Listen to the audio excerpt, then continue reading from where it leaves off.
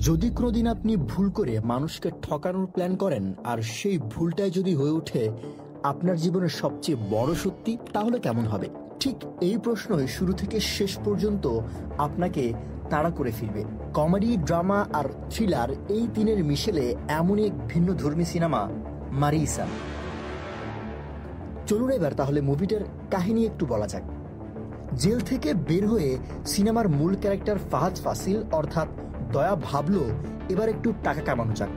সুযোগও চলে আসে হাতে যখন সে বেলায়ুধন নামের এক বৃদ্ধ আলঝাইমার রোগীর বাসায় চুরি করতে যায়।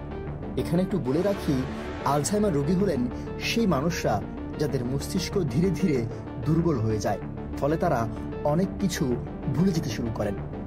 ফলে সেই বৃদ্ধ তাকে নিজের ছেলে ভেবে ভুল করে আর দয়া ভাবে এই তো সুযোগ। কিন্তু ব্যাংকের টাকা পয়সা, ভুল এটিএম পিন আর অদ্ভুত সব ঘটনার মধ্যে তাদের যাত্রাটা একসময় কেবল প্রতারণার খেলা থাকে না, বরং এটা পরিণত হয় এক ভয়ঙ্কর প্রতিশোধ পরায়ণ থ্রিলারে। তখনই গল্প একেবারে ভিন্ন দিকে মোড় নেয়। আপনি যদি ফাহাদ ফাসিলের আভিসাম সিনেমার কমেডি ও থ্রিলার পছন্দ করে থাকেন তাহলে আপনার অবশ্যই মারিসান মুভিটি দেখা উচিত। শুরুতে সিনেমাটিকে ধীরগতির একটা সাধারণ রোড ট্রিপ মুভি মনে হলেও ইন্টারভালের পর একের পর এক টুইস্টে আপনার ব্রেন একেবারে ফ্রিজ হয়ে যাবে। পরিচালক সুধীর শঙ্কর অসাধারণভাবে সিনেমাটির প্লট সাজিয়েছেন।